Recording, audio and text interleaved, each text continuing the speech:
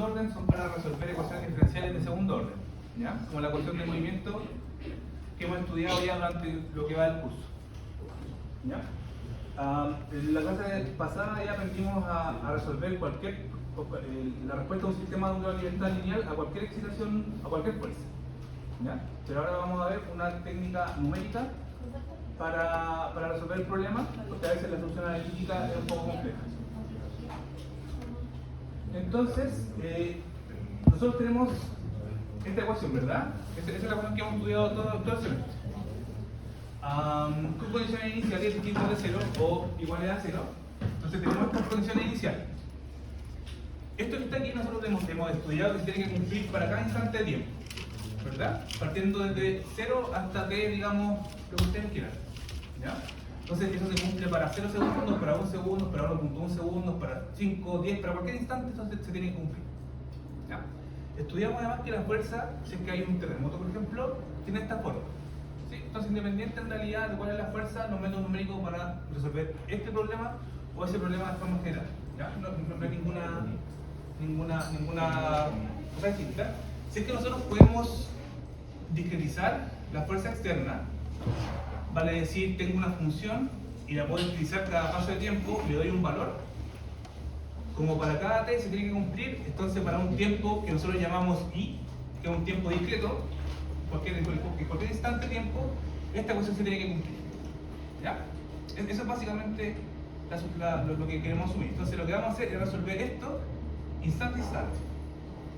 Entonces hay métodos numéricos que nos permiten, por ejemplo, hacer un ciclo for y resolver esto para t, digamos, desde 0 hasta n. Eso es lo que queremos hacer, pero lo importante es que, como esto se cumple para cada instante de tiempo, entonces para un instante i también se cumple, ¿ya? Entonces, ¿qué significa esto? Si es que yo tengo una señal, o una fuerza, o cualquier cosa, lo que ustedes quieran, una fuerza externa, yo la puedo discretizar en puntos, ¿ya? Entonces lo que vamos a tomar va a ser la fuerza en cada uno de estos puntos. Yo estos puntos los conozco. Entonces conozco cuánto vale P1, P2, PI más 1. ¿Ya? Eso es un dato del problema. Yo conozco cómo vale eso. Entonces, yo también conozco la diferencia de tiempo.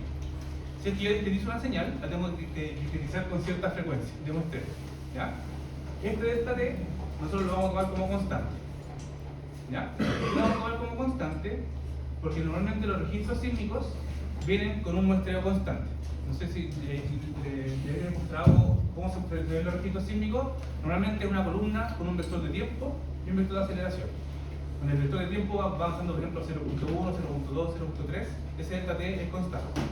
Y tengo cuánto vale cada uno de estos puntos, digamos, en el eje vertical. ¿Ya? Entonces eso yo lo conozco. Y yo conozco, o puedo ir determinando, si conozco lo que pasa en 0, puedo estimar lo que va a pasar en U sub 1, porque conozco lo que la fuerza en P sub 1. Como esto es conocido, entonces yo puedo determinar cuánto vale. Y voy avanzando paso a paso. Entonces nosotros nos vamos a parar en un instante y vamos a ver cómo podemos estimar el valor que sigue, por la información que ya tenemos. Entonces, nosotros ya vamos a haber conocido lo que pasa desde este punto hacia atrás, eso es conocido, y conocemos lo que pasa aquí hacia atrás y también hacia adelante. Entonces nuestra única incógnita va a ser lo que pasa en este sector, ¿ya? Entonces vamos a ver cómo podemos nosotros despejar cuánto vale esa variable. Ya. Entonces, tenemos una ecuación discreta.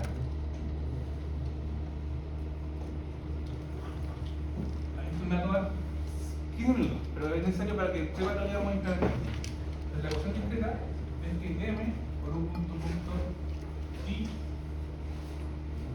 más c por un punto i más k es igual a, en este caso, llamémosle P sub i, ¿ya? Pero si es que la fuerza sísmica sería menos m por la aceleración en i, ¿ya?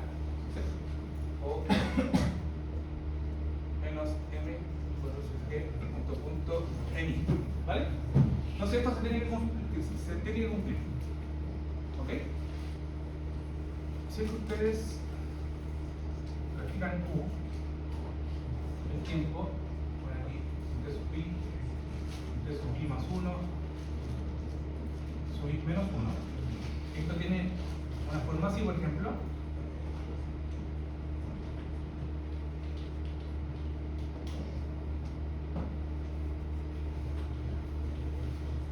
Entonces este sería U sub i menos 1, U sub i más 1. ¿Ya? Entonces para cada tiempo hay asociado un U, en donde el subíndice es el que se comparte. Entonces para el instante de mi menos 1, yo tengo asociado un valor. Entonces lo que yo quiero es escribir tanto la velocidad como la aceleración en función de estos parámetros, ¿vale? Entonces vamos a aplicar un método que se llama método de diferencias centrales, porque vamos a ver en un punto qué es lo que pasa tomando lo que pasa en dos extremos. Y el punto que estoy evaluando va a ser el punto que está en el centro, ¿ya? Eso es un método de diferencias centrales. Y el paso de tiempo que hay entre cada t va a ser constante igual a delta t, ¿vale? Entonces, subir punto, para decir la velocidad en este punto, la velocidad es el delta de desplazamiento dividido por el delta tiempo, ¿verdad? Entonces, ¿yo cómo puedo estimar la pendiente en este punto? Es una estimación. ¿Cómo la puedo estimar? La puedo estimar como la diferencia entre este punto, dividido por el tiempo total, ¿verdad? Así yo puedo determinar cuánto vale la velocidad en este punto. Entonces, esto yo lo puedo hacer como un delta v dividido un delta tiempo. Y en este caso yo voy a tomar los puntos extremos. Entonces va a decir que la velocidad va a ser el desplazamiento i más 1, más el desplazamiento i menos 1, dividido el tiempo total que pasó. ¿Ya? El tiempo total que pasó son 2 delta t. ¿Vale? Tengo 2 delta t, es igual a i. ¿Ya? ¿Se entendió como lo que hicimos aquí, verdad? Entonces estimamos la velocidad o la pendiente en esta punta, en este punto. En el fondo estoy estimando la tangente aquí, la pendiente de la tangente en ese punto con la secante entre estos dos puntos, ¿ya? Lo que pasa es que siempre el delta t es muy chiquitito, entonces esos dos se van a parecer mucho. Ustedes saben que si es que disputan esto y toman el límite, entonces es la derivada, digamos, en ese punto. Entonces eso es delta v dividido delta t. Después tengo que estimar la aceleración en este punto. ¿Cómo lo voy a hacer? Lo voy a hacer tomando la velocidad en este punto medio y en este punto medio. ¿Ya? En este punto yo puedo estimar un punto, llamémosle el primero, lo puedo estimar como la diferencia de desplazamiento entre estos dos puntos dividido entre delta t, ¿verdad? La pendiente en este punto la puedo estimar como U sub i menos U sub i menos 1 dividido delta t. ¿Sí? Esa es la velocidad en este punto. Y la velocidad en este punto lo puedo estimar U sub i más 1 menos U sub i dividido delta t. ¿Sí? Entonces tengo la velocidad en este punto y la velocidad en este punto. Y con estas velocidades yo puedo calcular la aceleración en el punto que te interesa. ¿Ya? Entonces la aceleración, esto es un delta, va a ser un delta de velocidad dividido un delta tiempo cualquiera. Pero en mi caso voy a tomar que el delta de velocidad va a ser esta menos este, ¿sí? Dividido el delta de entre estos dos. Estos dos delta t es un delta t. Ya, porque estoy justo en la mitad de los dos puntos. ¿Ok? Entonces voy a tener la diferencia de velocidad va a ser U sub i más 1 menos U sub i dividido un delta t menos U sub i menos. Y todo esto, esta es la velocidad, esta es la velocidad en este punto de aquí, esta es la velocidad en el punto de aquí, y lo tengo que dividir por el delta t que pasó. Tengo un delta t. Si es que usted hace los cálculos, se puede estimar como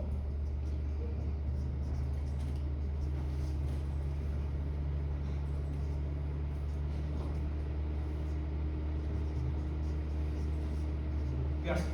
¿Ya? Eso es igual a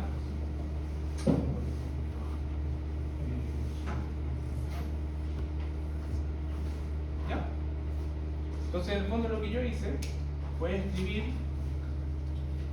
este punto y este punto en función de el desplazamiento, ¿ya? Porque lo que yo quiero es expresar todo el resultado en función de todo lo que yo conozco. Si yo conozco este punto y todo lo que pasó para atrás, si yo conozco todo lo que pasó para atrás y conozco la fuerza de este punto, puedo estimar cuál es el desplazamiento en el punto que sigue. ¿Ok? Tengo esto que está aquí y básicamente lo que demostramos son esas dos ecuaciones que están ahí arriba. ¿Ya? Si es que ustedes introducen la ecuación discreta,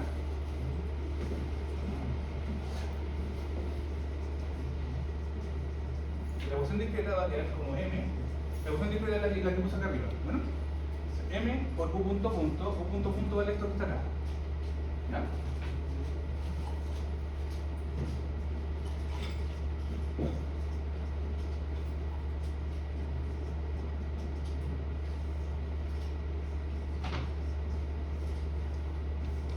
Más c por la velocidad esto que está aquí.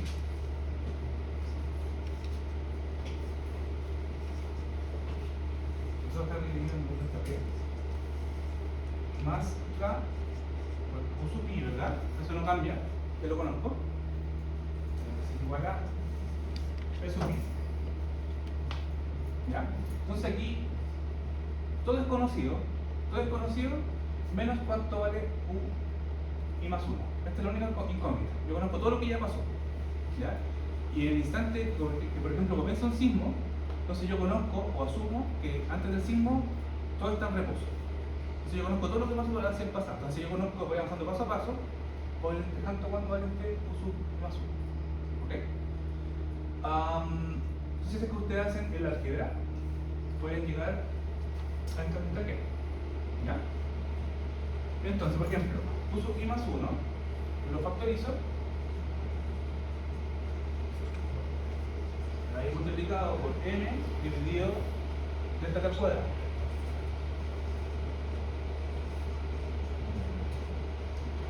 Aquí hay otro u i más 1, vamos a hacer c dividido 2 delta t.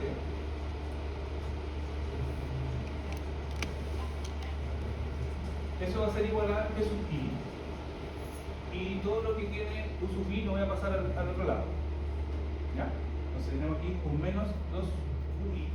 Entonces va a pasar positivo, va a ser 2 multiplicado por m dividido delta al cuadrado. ¿Sí? Y aquí está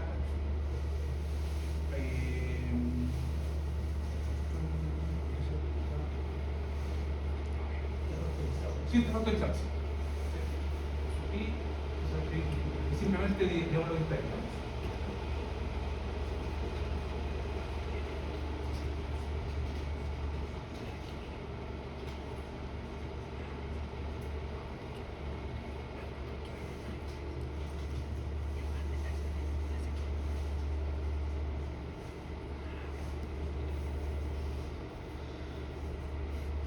Tenemos aquí está, ¿verdad?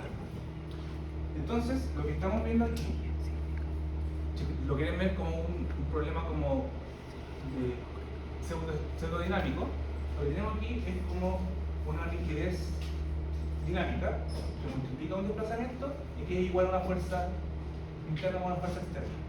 ¿Ya? Entonces, si es que conocemos lo que pasa en el punto I, puedo simplemente despejar la ecuación cuantas veces yo necesito.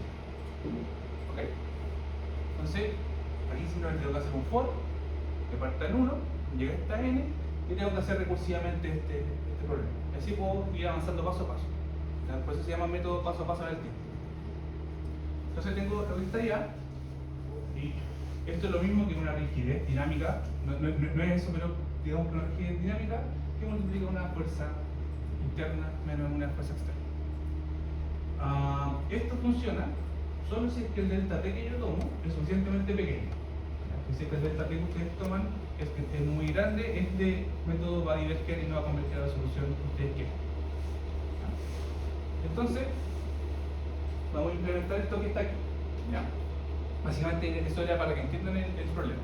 Entonces vamos a hacer una función en donde, si se fijan, por ejemplo, esto es constante. Entonces hay que calcularlo solamente una vez. Esto también es constante, esto también es constante. ¿Ya? Entonces por eso dice aquí que hay que calcular la rigidez una sola vez antes del ciclo for. Hay que calcular un parámetro que vamos a llamar A un parámetro que vamos a llamar B, que es este y este. ¿Ya? Entonces, esto se calcula una vez, porque lo se calcula una vez, este es el campo de esto es A, esto es B. ¿Ya? Entonces, calculamos estos tres. Además, si que conocemos las condiciones iniciales, podemos calcular cuánto vale la aceleración inicial. Y además, pasa que yo estoy parado en el punto 1. ¿Ya? O sea, digamos, conozco lo que pasa en el punto 0, quiero calcular lo que pasa en el punto 1, pero yo necesito lo que pasa en el punto 0 y en el menos 1. ¿Verdad? Entonces tengo que estimar cuánto vale ese U menos 1. Y se puede estimar mediante esta ecuación. ¿Ya? Y simplemente, yéndose un paso atrás, si es que las condiciones iniciales son igual a 0, entonces esto es igual a 0. ¿Ya? Se calcula eso y después hago un signo for y simplemente calculo la fuerza para el instante en el que estoy y estimo el desplazamiento. Calculo nuevamente y voy avanzando en el tiempo. Eso es simplemente lo que hace el método. Y si es que ustedes están interesados, también pueden dar la velocidad y la aceleración usando las fórmulas que dijimos aquí. ¿Ya? Entonces ustedes pueden calcular todo. Tienen una fuerza cualquiera, entonces pueden calcular desplazamiento, velocidad y aceleración. Ya, entonces, ¿qué es lo que vamos a hacer? Vamos a hacer una función, todos juntos, que va a recibir como parámetros m, c, k y un registro símbolo. Además de eso necesitamos las condiciones iniciales, ¿verdad? Las condiciones iniciales, y además necesitamos un delta tiempo. Entonces eso van a ser todos los inputs que necesitamos para resolver el problema. Y vamos a aplicar esto que está aquí línea por línea. ¿Ya? Y vamos a resolver el problema así. ¿Ok? ¿Pueden afirmarla? Entonces en el módulo de tareas subí un archivo que es un registro símbolo. ¿Ya? Porque vamos a trabajar con eso.